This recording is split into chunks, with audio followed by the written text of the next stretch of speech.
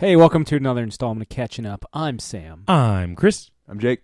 and we got a fun one this week. We've got Andrew WK, the progenitor of party rock, the paragon of partying. This positive paradigm of pure musical energy comes through the studio. His latest record, "You're Not Alone," is out in record stores, and you can get it. Those are still a thing, right? Either way, you can get them on Apple Music or Spotify, and he launches another leg of his North American tour in August, so you can catch him, at a city near you. But what's your favorite Andrew WK song, Chris? I kind of go back and forth with this every once in a while. Sometimes it's Party Hard. Sometimes it's She Is Beautiful, which I used to woo a girl back in high school. Nice. Yeah. Successfully? Okay. Mostly. We didn't date or anything, but she was like, "Oh, that's so sweet." Oh. But I'd have to say overall, this is a little bit of a deep cut, lesser known song by his, but it's off of I Get Wet. It's I Love New York City. Oh, yeah. It was the big one that I had playing on the radio as I was moving to New York City. That song maybe comes up in this interview. Ooh, I'm excited. So, and I mentioned what mine is to Mr. WK, and you'll hear that too. Ooh. And in the denouement, we've got Jake and Chris. They went to a metal show. The metal show really to end all metal shows. I mean, in that one instance, they saw half of the big four of thrash. Yes. So that means Jake, and I guess Chris too, because you were there for the other one. That means all you're missing is Megadeth. Yeah. Yes. Can confirm. We also, for long-time listeners, if you've been listening to the show for the past couple episodes, I've been hung up on Halloween lately. Kind of been revisiting that childhood fear, and now they just put out a new trailer, so I have a whole new list of things to keep me up all night. And not my crippling fear of intimacy. But you know what? Let's get into that interview first. And joining us this week, we have Andrew WK, the paragon of partying, party rocking all the time. His latest album, "You're Not Alone," out in stores everywhere or on streaming services if you're more digitally inclined. Andrew, thanks again for coming on the show. Yes, thank you for having me, Sam. So with this, it's interesting because with all of your previous records, you've always had this positivity, all centered around partying. But with this record, there's a lot more emotion going under the hood. Like it's probably the most overtly emotional record that you've written to this point. Was that a conscious decision going into the songwriting process? No, not at all. I tend to work in an intuitive fashion, just following instincts and following, I suppose, an emotional drive, but I'm never sure where it's going to lead. My only real goal, consistent since the very start, going all the way back to 1999, 2000, is to try to make the most intense and powerful rock music that I can. And in this case, it just turned out this way. Right. I mean, with this, you've got you've got a kind of a greater variance. You're talking about intensity and everything. There's also I feel like the most dynamic record you've ever done. Was this something? I mean, you come from for all our listeners at home that may not be in the know, you came from a classically trained background. Was that something where you kind of wanted to flex your muscles a little more sonically? Because you had kind of done that with the Wolf, and with this one, you take it a step. You crank it up to 11. Again, was that another kind of unconscious thing that you would kind of develop during the recording process?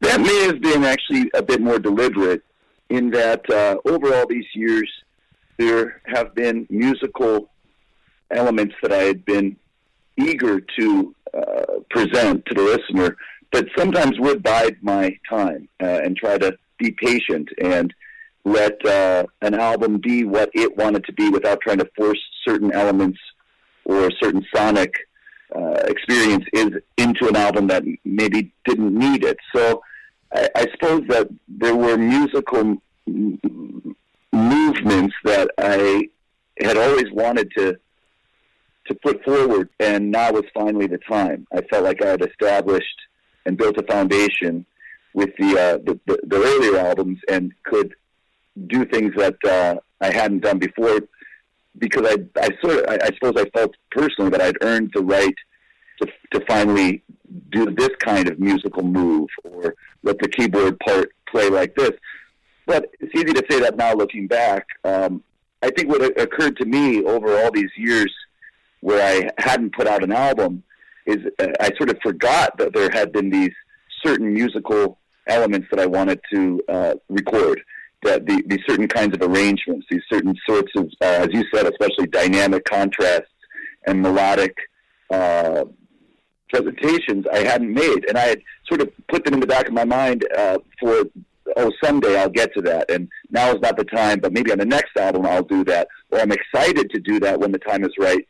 And if you keep thinking like that, it's easy to never do these ideas or make them happen, or even forget about them. So I kind of felt almost a desperate urgency that I needed to put all this out now and not wait any longer. Right. In a lot of ways, I guess every album of yours kind of has that positivity that, like, hey, we're going to make this through together, buddy, mission statement. And with this one, you've kind of got you've got those three spoken word tracks that kind of drive that message and connect the dots even more explicitly. Like, hey, man, we're still here. I'm still here. We're going to make it through. Yes, there was definitely a push from various people that I work with, and I suppose my highest mind personally, to strip away any last hesitation and remove unnecessary subtlety or obscurity when talking about, literally talking about what to me are the most sort of core principles of the human experience. And there's always been a lot of hesitation for me in these areas, or at least I've always had my own doubts, I suppose, like anybody would, about what to do, and would it be cool, and would people think it was stupid, and, you know, is it too vulnerable, is it too exposed, is it too, I don't know, too straightforward almost. Sometimes in the living arts there's a real premium put on a type of subtlety. And there's times for that. There's times where a listener or an observer is supposed to sort of earn the meaning through more overwrought exploration of someone's work. But there's other times where being very upfront is powerful. And I certainly enjoy the work of others, especially movies, that don't feel the need to be clever just to be clever, or to hold back just for the sake of holding back. Sometimes you let those floodgates of emotion open, and it simply is more powerful. You know, I got to say, if we're kind of comparing notes, I Get Wet came out when I started high school. And that track, You Got to Do It, that was really... Gotta Do It was really, I had a kind of up and down high school experience, and that was the song, man, that I was like, it's just that simple. You just keep your head up and you just keep moving forward. Like, you just roll with all those punches. So I have to, while I've got you on, Andrew, I wanted to thank you for that one. Oh, that means a lot to hear. Specifically that song. It's strange when you mentioned I Get Wet, first album. I suppose that was the last song I thought you might highlight, but I had a feeling when you started talking about the way that you looked at the song that maybe it would be that one, and I was hoping it would be that one. And that was certainly, that was the song that almost was left off the album, even though that was one of the first ones I wrote. I wrote that song before Party Hard, and before It's Time to Party, and before I Get Wet, and most of the other songs on there. That was a very early one when I was first trying to decide what kind of texture and what kind of flavor of feeling I wanted to get across with this music. And I felt very hesitant, I think, again, because I thought people would think this doesn't, I don't know, but it's not strong, or it's not cool, or it's too blunt, too blatant in its themes. But I fought against those doubts and followed a deeper instinct, and hearing you say that song specifically was meaningful to you, it validates all that. That's about as good as it gets. So thank you for that feedback. No problem, man. Now, if we're going to kind of go down memory lane a bit, I have to. I know this is going to come off as a little left field, but you did a exclusive like Gundam Rock record, and so I got to know who is your favorite, or what is your favorite Gundam? This is an excellent question, and I suppose my answer, and also a sort of a preface to this topic, I should be the first one to explain that I'm not a Gundam expert. And the only way I know anything about Gundam, I mean, I suppose I've seen bits and pieces of that over the years in elementary school and high school.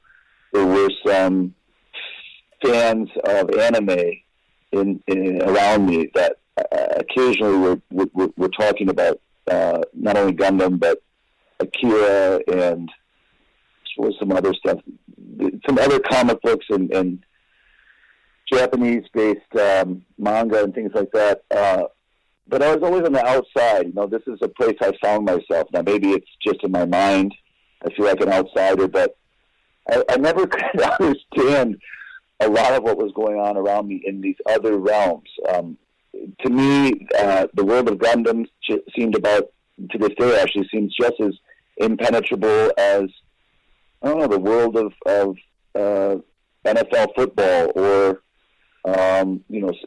stamp collecting. I'm really interested in what people get passionate about, but I've always felt somehow like I couldn't quite get it. Like I didn't do it right. I didn't know enough. I wasn't the right kind of person. I wasn't cool enough. I wasn't smart enough. I didn't have the right kind of focus, and so on and so forth. So I was always looking for ways to participate in these very passionate activities, and oftentimes, was still left out.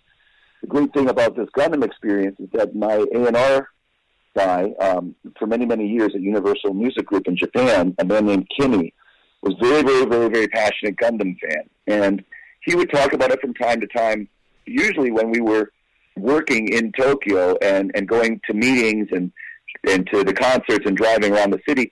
There's times when he would stop the taxi. I remember this very clearly. He stopped the taxi we were in and got out because he saw a vending machine on the corner that had a new Gundam figure that he didn't yet own. And that's when I really saw like the depths. I think he was even a little hesitant to do that in front of me while we were working. But of course, I was actually really excited about it because I was excited about his excitement. And he kept telling me more about Gundam. And it was he who was approached by the Sunrise Corporation in Japan, the parent company who owns the Gundam franchise, to see if I would be interested in recording this rock music collection and translating the lyrics into English. And I really did it for him. I did it in honor of his passion for it, and because, and here was a way for me to participate in that passion using some of the skills that I have in recording. So it was a really fulfilling experience, but out of respect for him and out of respect for all the hardcore Gundam fans, I'm the first to say that I don't know that much about it, and I feel really, really lucky that I've gotten to participate in that universe at all. Yeah, I mean, there's something I don't quite, I'm half Korean, so it's literally in my DNA, I'm sure. But there's just something really cool about giant robots fighting other giant robots. There is, and it's an area that can be, I don't know, explored in almost a psychological way. What are the underpinning fundamental themes with these machines and the human interaction with like sort of giant objects in general? Something like Godzilla, for example.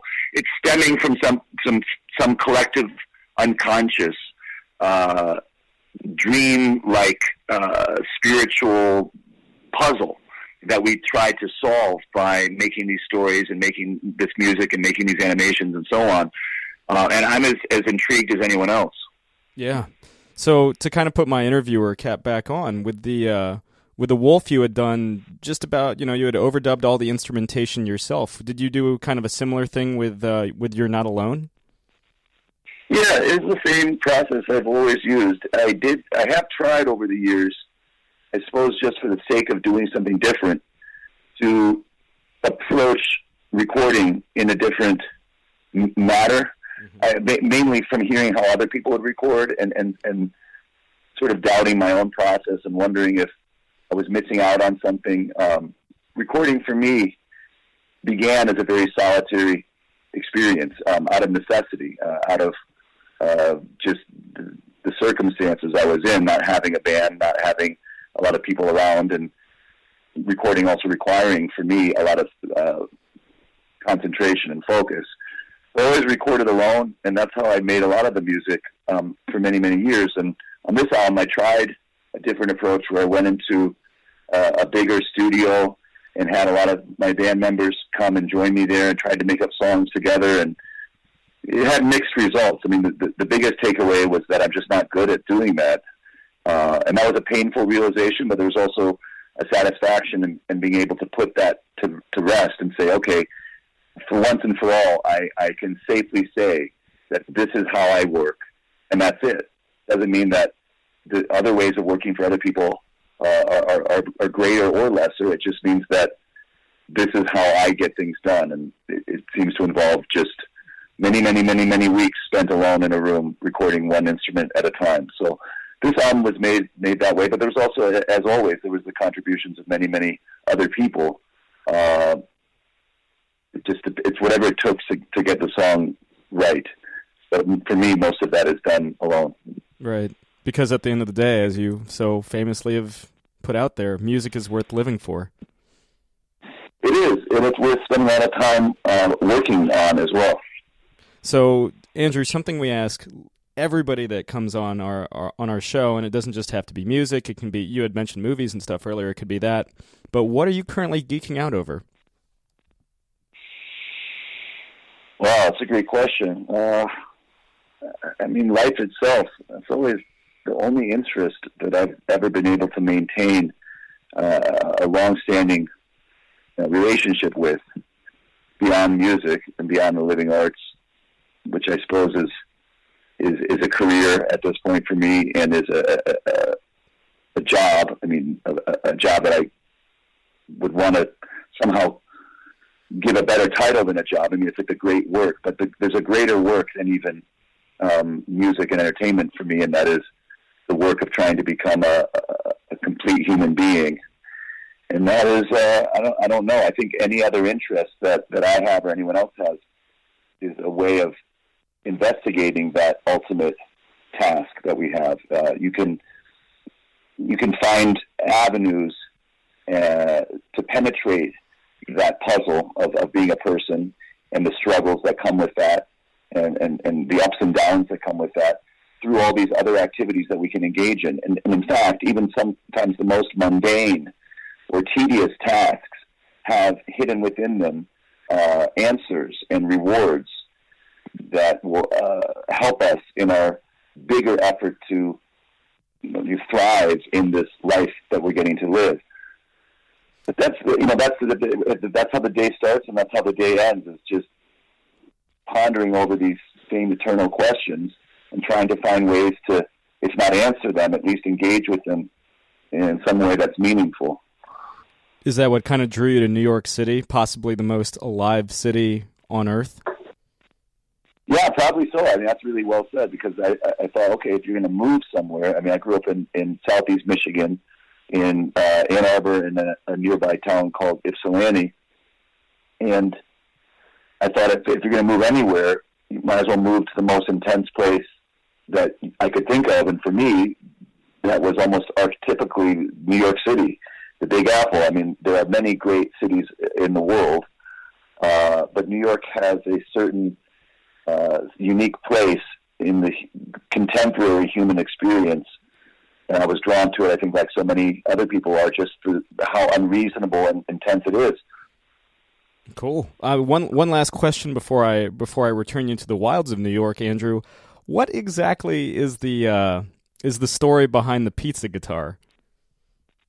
I really appreciate you asking that, because I was just going over a bunch of photos of the pizza guitar right now, and actually looking at some photos of a homemade version of the pizza guitar that a young boy, this kid named Joe, his father made him his own version of the pizza guitar. So it's quite apt that you would ask about that right now. The pizza guitar was a vision that I had to combine two of the things that I love most. Three things: music, electric guitar specifically, and pizza. And it speaks for itself. Fortunately, it is what it is. It's a electric guitar shaped like a slice of pizza with a good variety of toppings. I may add too. There's mushrooms, there's green peppers, there's pepperoni, of course, black olives, and there's also some jalapeno peppers on there.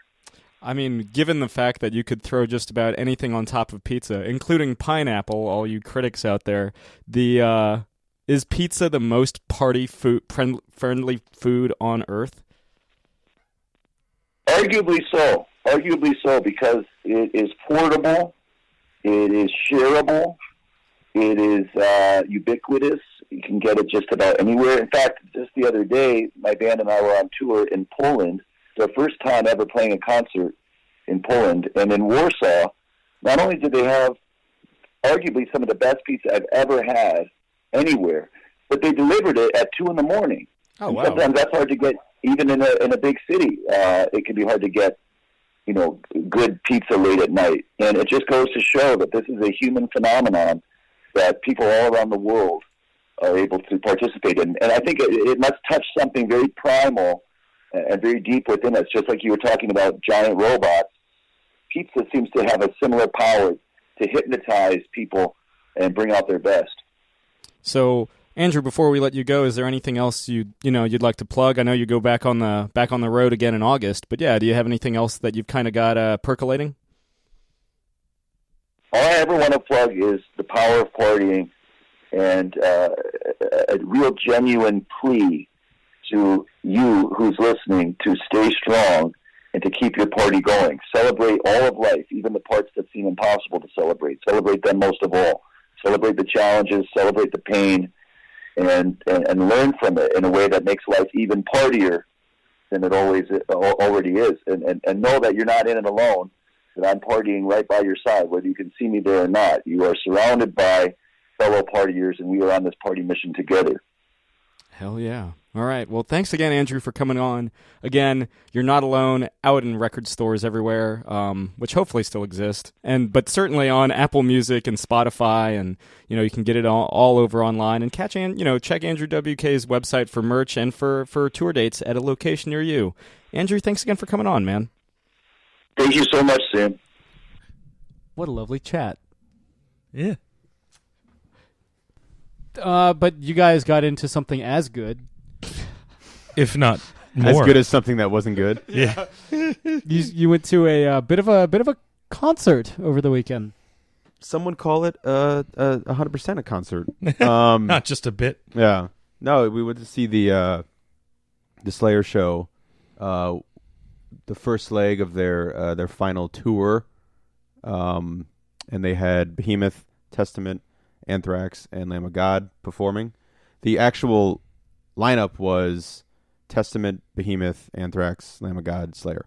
As you do with shows, we got there after, you're not going to get there like right at 5, and plus with parking and getting everything situated. So unfortunately we missed Testament. Oh, weren't you stoked for them? Yeah. And then Behemoth we heard because we were coming in, grabbing food, grabbing brouhahas, and then checking out the shirts. The line was, as they always are, was just ridiculously long. I was like, never mind. I always get it while a not as good band is playing. That's the problem. There wasn't any not as good band. Which is not really a problem. So that's my secret, Jake. Yeah. All the bands were good. All the bands were good. But I was like, we have to finish our other shit up and get there in time for Anthrax, because by that time we knew the lineup. That was like the one, the first one that we needed to see. Yeah, I was like, Bone Miss Testament. I was like, I could hear Behemoth, but I was like, we got to get a couple brews in, and you got to get our food in, and we were still waiting on someone else to come and then get all situated and go. And we got in time for for Anthrax, and that was awesome. They're part of the big four of thrash, other being Metallica, Megadeth, and then Slayer. And they were fucking great. They sounded great. I'm no Anthrax expert. they open with Caught in a Mosh, which is cool. That just gets you going right in the mode, right off the bat. And then, of course, fairly early in their set, they did I Am the Law, their song about Judge Dredd, which is great because they kind of like, if I remember the intro, it was kind of like, hey, we see a lot of the law out there, because there's cops and everything. This one's for the law. And it's funny because like all these metalheads don't necessarily agree with authority. So like there's this great moment where they're like, yeah, as they're probably like smoking weed and underage drinking, and they're just going, that's right. And then for this like couple 5-6 minutes or however long that song is, they're like, fuck yeah, man, the law. Which is kind of funny. It's just this like total like mix, because if Judge Dredd was there, he would have probably beat all of us senseless. But it was great. I mean, that was the coolest shit because I love Judge Dredd and I love metal. So the mix of that was cool. And then Lamb of God was a hometown show because they're from I believe Richmond. Yeah, Richmond. Or hometown-ish. They were in the same state. And hometown adjacent. Yeah. And out of all the bands that were there, they were the one I knew the least and listened to the least for sure. I know a friend of the show, Corey, she loves Lamb of God. And so she was kind of like telling me about like, stuff to check out and albums and stuff. So going into it, I'd like kind of said to Chris, speaking of like going to get, I was like, maybe I'll just get merch from Lamb of God. Like, I don't know. Like, I don't know the music that well. But they started playing and just fucking blew my face off. Like, out of fucking control.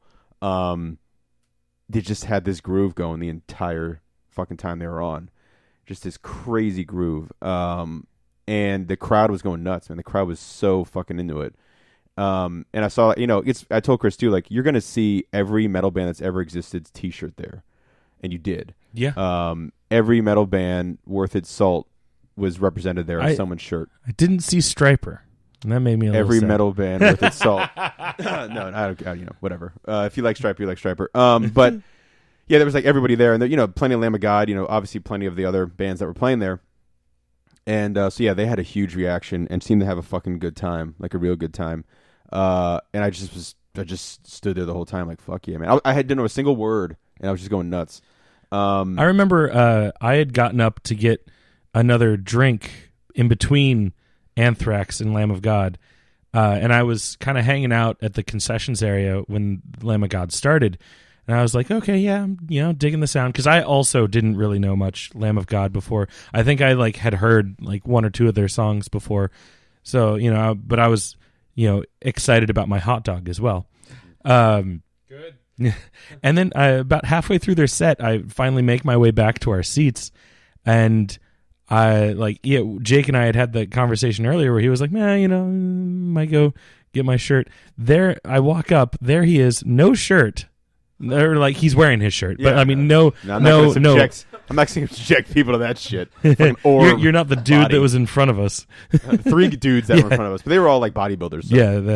Yeah, but no merch shirt. Yeah, standing, just like for a band that, for all intents and purposes, he didn't know. Yeah, I didn't. And I was just like, wow, that's and.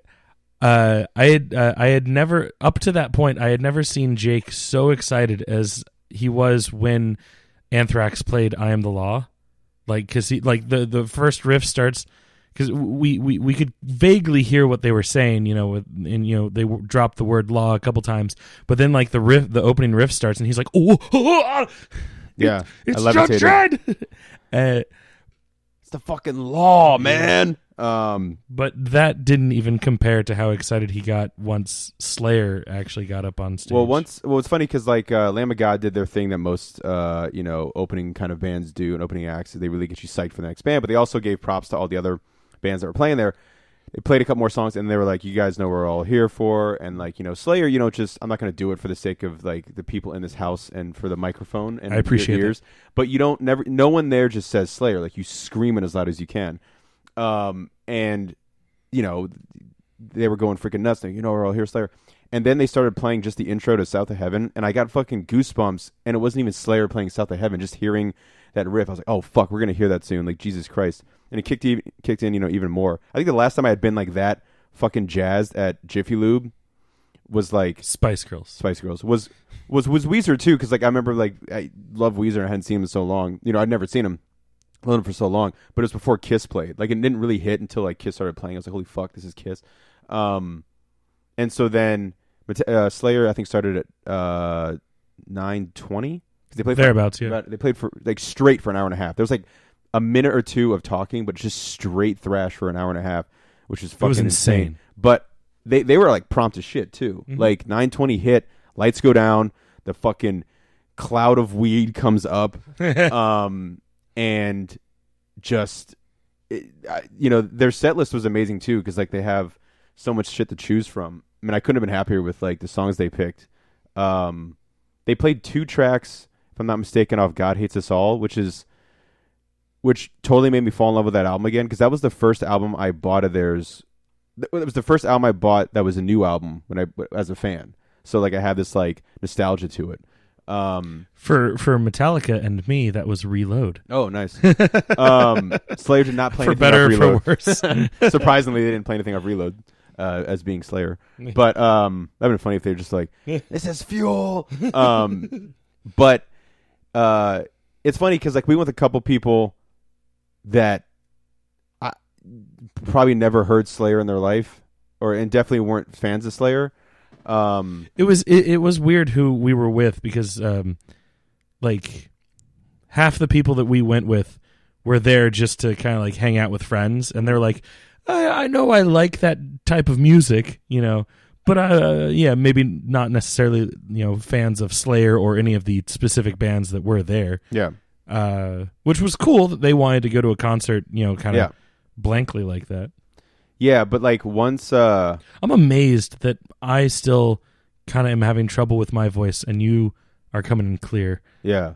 They cuz you were definitely yelling Slayer a lot more than I was. Yeah, I could definitely had that taste of like the metallic taste of blood in my throat a couple times.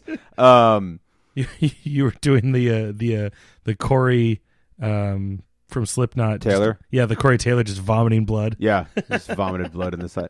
No, they opened with Repentless, the title track off their last album, Repentless. But it's just going fucking nuts. Oh, shit. And then they started playing, older stuff like Seasons of the Abyss and stuff. And then they played, speaking of Seasons of the Abyss, Tom Araya opened with like, this little thing about War Ensemble.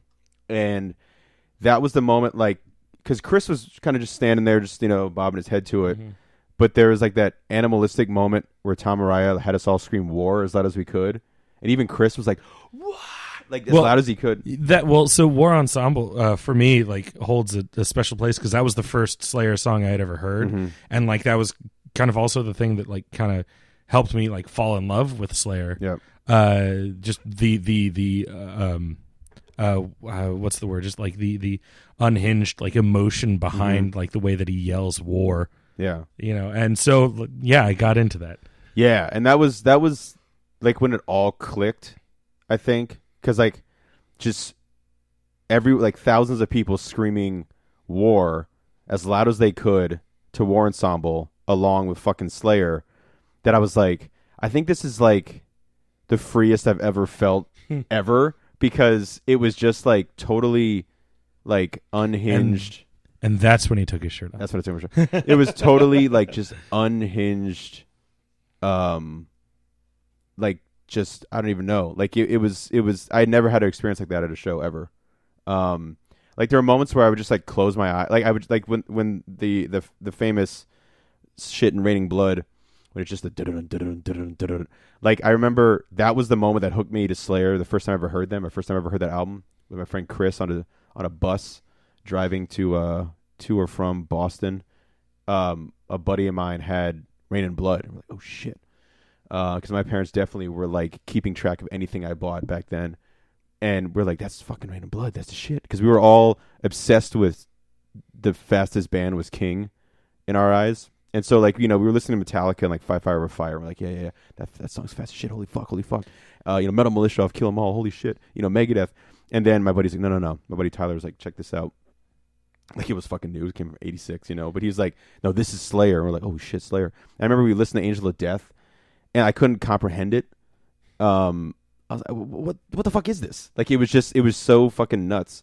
And it's still crazy to me. Like, you know, I listened to it a lot again after the concert. And that album's 32 years old, and it's still like, it's not even close. Like, no one else is even close. Like, that's just the best thrash metal album by far. But hearing that live, and that's not even what they closed with, was fucking nuts, man. Like, and then like hearing the first dive bomb wail of a Kerry King solo, like being in the presence of that. Like, of course, you know, I wish, you know, Jeff Hanneman was still alive, you know, to see that. But fucking Gary Holt of Exodus fame, what a fucking joy it is to watch that guy play guitar, man. Like, I don't think anyone had more fun in the entire venue than Gary Holt playing guitar. His last thing he did during Angel of Death was, because he beats the shit out of his guitar and his entire upper half of his body, because he headbangs with his whole top of his body.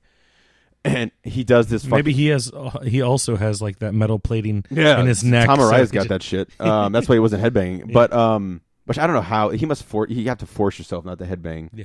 So it's probably very painful to headbang. Oh, yeah, it's probably true. He's probably like, I remember now. The way that the thing works probably makes it so he cannot rotate his neck. Like even like just like so he hits the final like dive bomb and he just holds the whammy bar and just picks his entire guitar up like by the whammy bar and just holds it as feedback, just screaming like a fucking sacrifice to some god. You know, he just like holds it, it's like wee, and I was like, this is the greatest shit. And then another thing too about the last track, which was Angel of Death they played, which is, you know, seen by most to be like the perfect thrash metal song, and I don't argue with that, was written by Jeff Hanneman, you know. And so all throughout the show, they would have these giant like banners in the back that would drop during different songs and shit. And they had pyro on top of pyro, dude. When they played Hell Awaits, the stage was basically on fire. Yeah. Like the entire stage was basically on fire with upside down burning crosses and shit, or flame crosses. Like it wasn't actual burning crosses. And then, you know, so they had like the Repentless cover, and they had, you know, different, you know, logos of Slayer through the years and shit. And so you kind of notice it, but you kind of don't. Like every song, oh yeah, they changed the backdrop. And they had the big jumbo screens and stuff. And a lot of times they changed those while the lights were down or whatever. Sure. It wasn't until like the boom, latter drop. Yeah. Yeah. I think it wasn't until like Rain and Blood where like you saw like the curtain actually drop. Well, and then with Angel of Death, the one. The big thing with Angel of Death that like kind of like took me for a second and get like, I don't expect to get like emotional. I'm not talking like watching the Bumblebee trailer getting emotional, because I did, but like I'm talking like this like sense of like this just like lump in your throat with Slayer was, as like, you know, they do the intro to Angel of Death and then the whole band kicks in, and Tom Araya the whole time sounded fucking great, like amazing on his vocals, but he doesn't do the high pitched screams anymore because he can't, you know. And so, but Angel of Death, he was like, fuck this, and he did it. And as he hits that high pitched note, the last banner drops, and in the Heineken logo it says Hanneman, and it says, I think, Angel of Death on the top, like still reigning or forever reigning, you know, birth date, death date.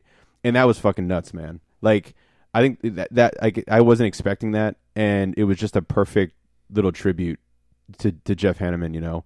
And no encores, none of that stuff. They just played straight, and just fucking, it was like getting hit by a truck for an hour and a half. Like, and loving it. Yeah, and it was loud as shit. Also, real quick, the three guys in front of us were hilarious, because there was the three types of like bodybuilders. There was like short, stocky guy, like a leaner guy, and then like Incredible Hulk dude, right? And all three of them were friends. I don't know if all three of them were friends together, but at least the two guys on the right were friends. Two were friends, and I think they became friends with the third guy, because he was the dad from the family that was like in front of him. He was with the family, but I think the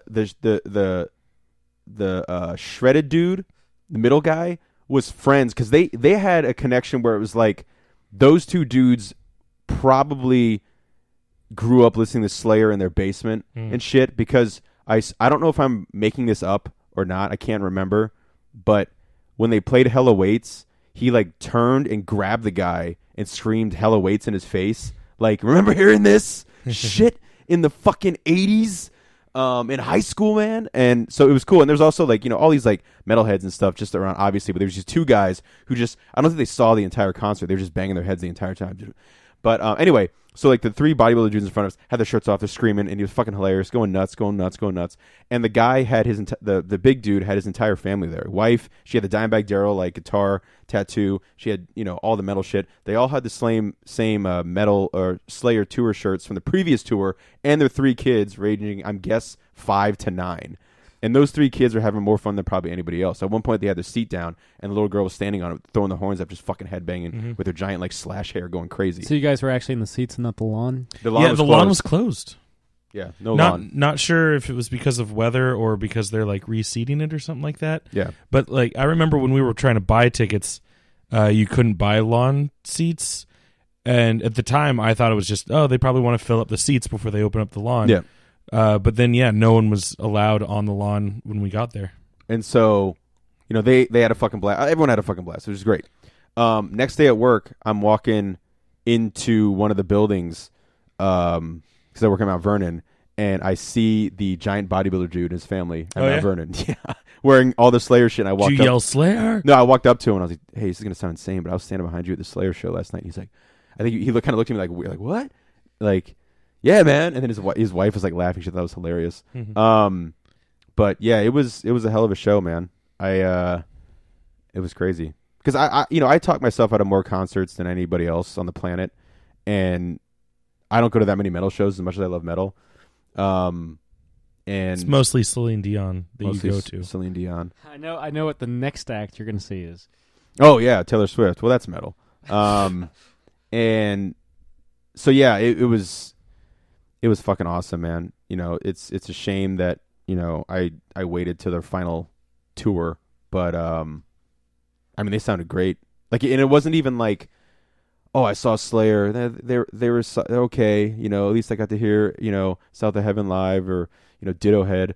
But no, like they fucking sounded great. Like every band, even Behemoth, even though we didn't see him because we're dumbasses, but every band sounded great that you could hear and see, and it was just fucking huge. Like the amount of metal in like importance and the legacy of metal that was under one roof from 5 o'clock to 11 o'clock at night was fucking insane, man. Like the amount of riffs and great songs and albums that were written by people that we were in the same arena as was nuts. It was awesome. It was a hell of a show. I agree. I could not put it better myself. And you were the one with the bigger emotional attachment to most of the music, so I feel that you did a great job of explaining what the show was like. But I'm in hindsight, I'm a little sad that I am not as versed on most of the bands that were there, but that did not detract from my enjoyment of the music. That's good. Yeah, it was crazy, man. And I hadn't really been like listening to Slayer a lot lately, and so of course that got me back into just listening to all their shit over again, especially the God Hates Us All album. I forgot how much I love that album. Fucking brutal. And the fact that they played 2 tracks off it was pretty cool. Yeah. So, listen to Slayer, kids. There was a trailer that came out. Oh yeah, speaking of metal, that Dumbo. I saw that, but I didn't see it. I saw that it came out. I haven't. Oh, is that the same? Is that the Tim Burton one? Yeah. Oh shit. Okay. Yeah. Yeah. No, same. I saw that it came. Is it out, one of but I those like haven't live action Jungle Book type things? Okay. Yeah. It's got Ava Green. Oh, okay. That makes it all better. The no, I mean, I've been as you guys may have known. I mean, you guys talk to me at least once a week. I've had a Halloween on the brain lately. Mm-hmm. And they just released like the trailer for the new Halloween. Yeah, baby. And we all saw it. Yeah. Yeah, I think I finally watched it yesterday. Yeah. Yeah. I had to watch it on assignment, and I was like, oh my God. Yeah, it looks really fucking good. Yeah. Like it's I was just kind of like sitting there. It's not graphic at all. It's not really jump scary at all. No. It will be. Yeah. It will be. That's Halloween. That's like Halloween's bread and butter. I don't know about the gore. I'm curious because obviously the first Halloween and remake of Rob Zombie Halloween are two different spectrums here. You got like jump scare, not gory, and super gory. There's like one jump scare that I remember in Rob Zombie's Halloween. It's more about just the violence of it, right? So I'm curious to see, because like there's a shot of him just dropping human teeth. Yes. Which is one of the best fucking things I've ever seen in horror or anything. Like, that unnerved me so much, of just like, he bashes someone's teeth out, holds them in his hand, walks into a stall, and just drops them.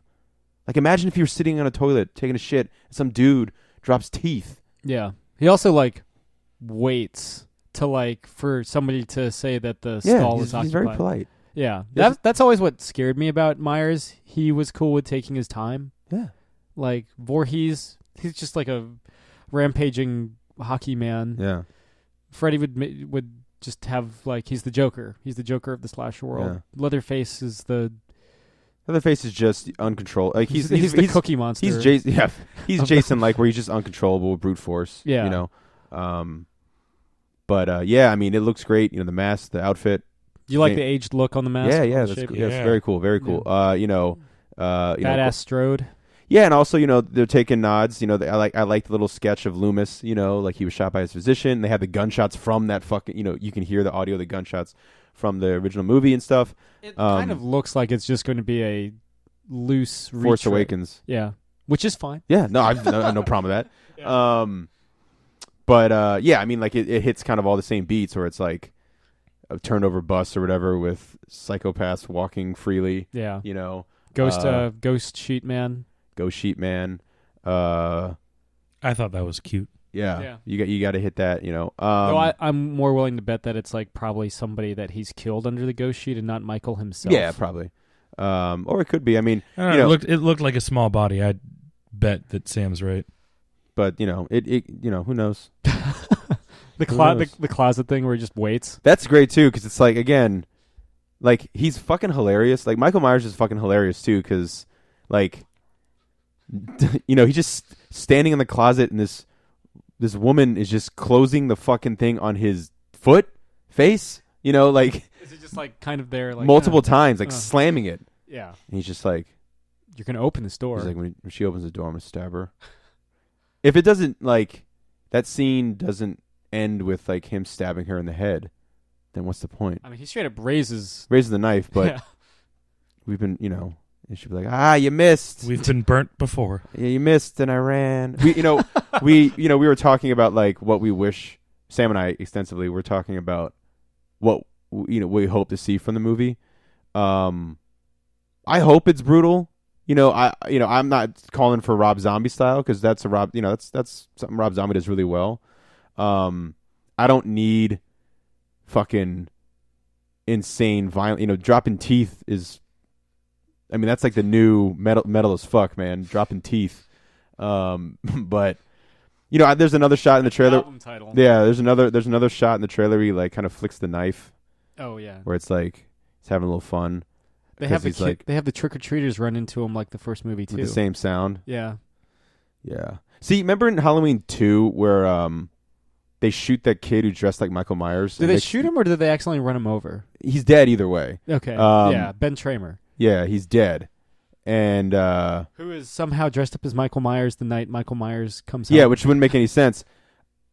But in this one, it would make sense if he runs into another Michael Myers. I'd be shocked if it's obviously it's Halloween, if there's not a Michael Myers walking around. Yeah. Because he's known in the world. They say there's going to be nods to like all the films across the history of the franchise, even though only the first one's canon now.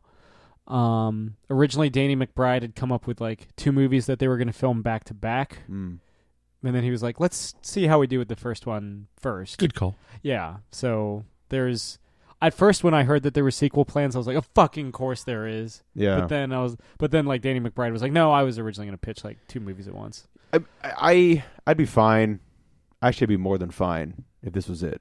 Yeah. I don't need a franchise. I'd be more than fine. I was fine if H2O was it. I was fine if 2 was it.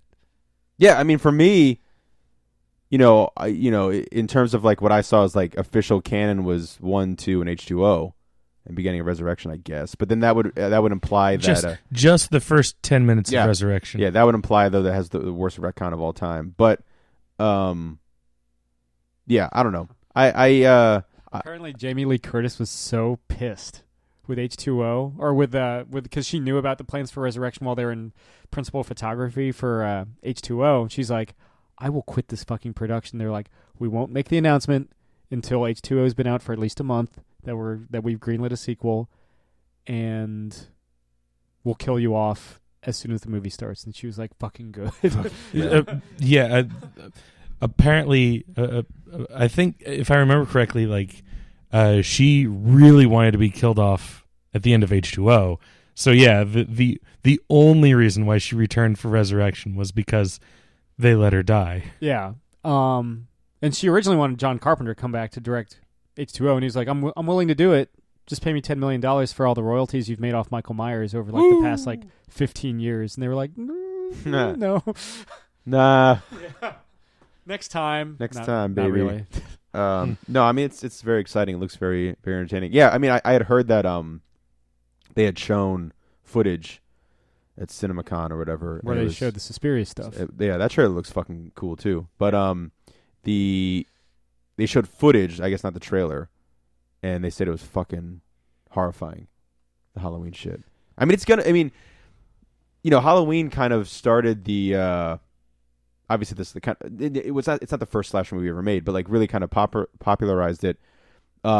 It's what inspired Friday the 13th, which is like the thing that proved that a slasher movie could be marketable on a grand scale. Yeah, and it's one of the few things where like you watch the original and there's a lot of jump scares in the original, but like you've seen it so many times, and they do that thing too. It's like that when the kid bumps into him in the trailer, yeah, that's like their jump scare noise. Yeah, So I don't know. It'll be interesting John to see. Carpenter-y. Yeah, they just fucking slam a synth. It'll be interesting to see like what the balance is, and if someone gets impaled with a shotgun, because how else are you going to reference 4 unless Daniela Harris is in it? She approached the producers. Yeah.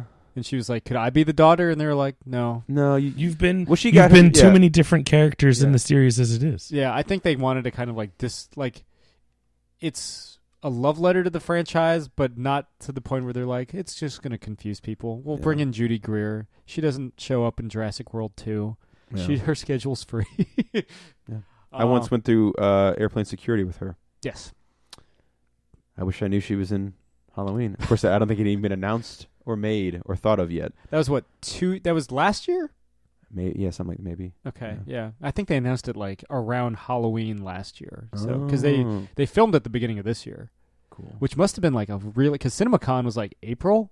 They wrapped principal photography in like February. Yeah. So they were just. It was probably just like quick shots of like it's probably stuff you probably saw in the trailer, but people. To be fair, like, it's not very effects heavy either. Yeah. No. I do like the design of the asylum in this one. The weird like checkerboard thing. Yeah. Very striking. Very 70s. Although I hope, as much as I love the Rob Zombie one, I hope we don't spend too much time. I hope the movie fucking has a fire under its ass. Yeah. And gets there. How long do you guys know approximately what the runtime is on no, I can OG? look it up if they have it. Oh, in the OG? Not off the top of my head. Is it like hour and a half ish? Because it's short. I would guess that it's a tight hour and a half. I remember that. Yeah, I remember that movie fucking moved. To Jake's point, like there isn't a lot of chuff in that, especially because they didn't have the budget for chuff. Yeah, the hour 31 for OG. Damn. Yeah, it moves. And of course, they don't have it yet for. Do you ever get bummed that you see Michael Myers' face in the OG at the very end? Briefly? Yeah, and the fact that they hired like a model dude to play him. Oh, Nick Castle. No, it's not Nick Castle. Like the face that you see is some dude that they hired. Yeah. He's like a pretty boy, but it's not even Nick Castle. But isn't that insane? But that was the thing back then. You see Jason's face in almost every single Friday the 13th movie. Yeah, but he doesn't even get the mask till 3. But he has a mask, the burlap sack. Yeah. Because they're building up to revealing his face, and it's like, I just want a faceless killer. I think it's cool that I guess Nick Castle's playing him in this one, right? In certain scenes. In certain scenes, yeah. He's like, it's kind of a baton, passing the baton thing. That's nice. I remember in one of the making ofs, I love the story where he's like, hey John, how should I walk? Like over here? Should I be like, should I do this, do that? And well, I think if I remember, he's like, what's my motivation? He's like, you're just getting from here to here. Yeah, you just walk. Yeah. He's like, just walk. Yeah. That's John Carpenter for you, man. Yeah. Apparently he's a consultant. Apparently he's doing the score. So, which means it has more of a blessing than the Rob Zombie. Hopefully that means the Coupe de Villes are back. Yeah. Hopefully that means like he got his $10 million at least. Though it's not the same, like it's the son of the guy that produced the original run Halloweens. So maybe they've mended fences. Hopefully. You always want to see that sort of thing. Yeah, no, it's that was something that I watched that trailer when they released it, like Friday morning, so I could write a news story about it. And like it just brought, between that and Dead by Daylight, I've just reverted to this mode where like 10-year-old me is watching Halloween for the first time, and I'm just like, this is the scariest thing. Like, it's not just a good, legitimately good film, it's a legitimately terrifying film. Yeah, there's something about Michael Myers that not like cheap discount Michael Myers starting with like part 4 where his mask just looks like fucking, his mask is a Michael Myers mask. Yeah, it's garbage. Yeah, terrible. I remember in Resurrection, it's like so like detailed. Yeah. Like it's like so fucking detailed.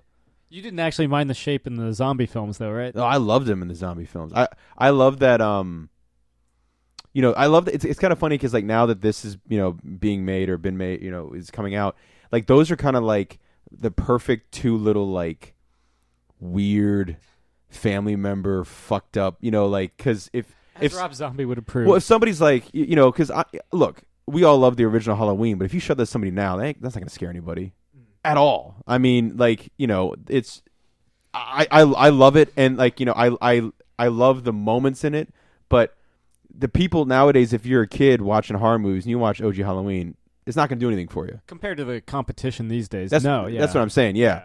So if they're like, oh, the fuck is it? Then you go, okay, here's, if you want fucking violence, the in Halloween 2, Rob Zombie's Halloween 2, I think the most brutal death I've ever seen in a slasher film. Academy Award winner Octavia Spencer. Because Rob Zombie hated when you see someone get stabbed in a movie. It's not like it's like, because it's got to be safe, when they're filming it. So he had Tyler Mane stab like with all his might, and he's a big dude, saber-toothed Tyler Mane.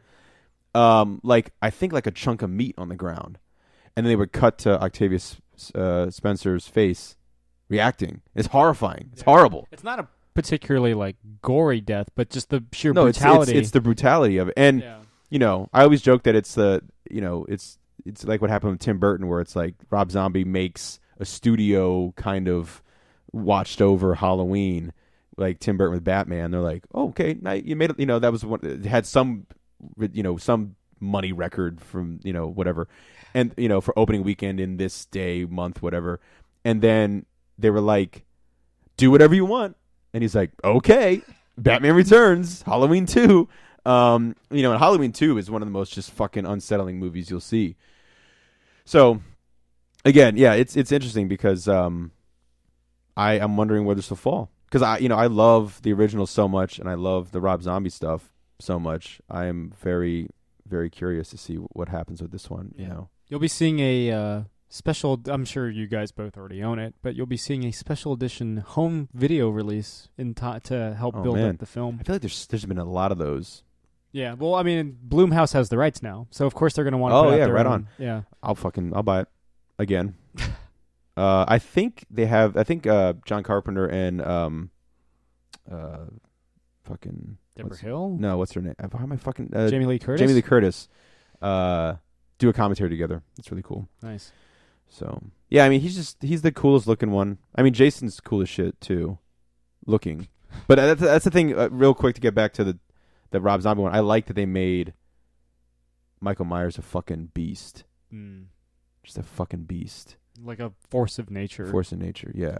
Because I'm of two minds about that. Part of me is like, he's always been a big guy. pins a dude up against the wall. Well, I mean, in OG Halloween, he's not a big guy. Well, he's not like He's just a normal dude. he pins a dude to a wall. Yeah, but I mean, like, he does that with a knife, which none of that makes sense. You know what I mean? It's just a cool look. Yeah. But he's not a big guy. I mean, you go back and you watch. He's a strong guy. He's a strong guy. He's never like a jacked man. No. But you watch the original one, and that's to your point of like being scary, is that he's not Jason. He's just normal dude. Well, now Danny McBride's thing was like, I don't want him to be supernatural. I'm more scared of something that might happen while I'm just taking out the trash. You know? Yeah, yeah. I like that.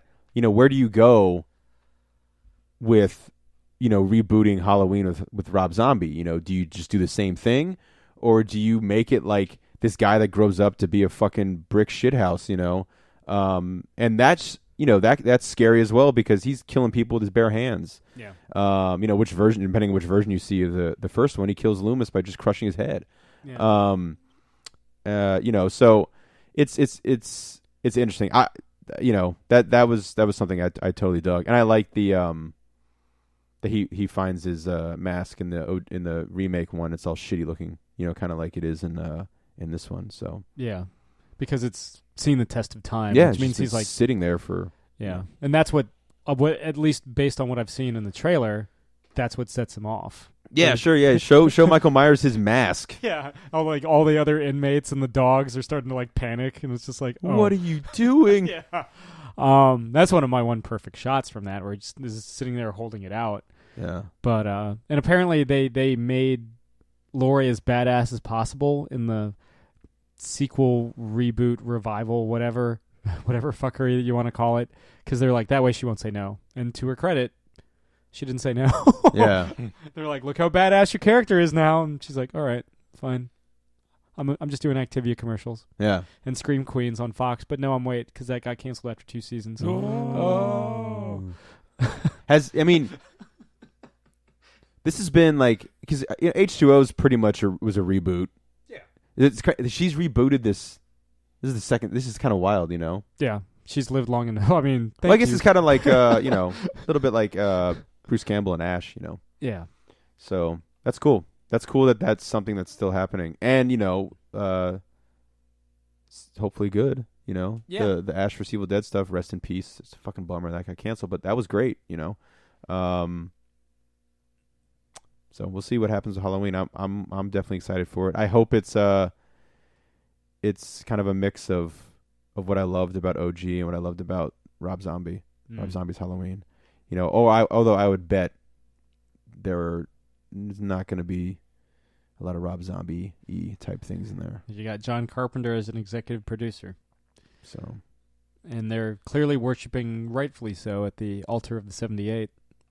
So, and we've talked about it years before this thing got greenlit or announced or whatever. mm-hmm. That how cool would it be how cool was it when Laurie Strode was just somebody that happened to catch. I did like that.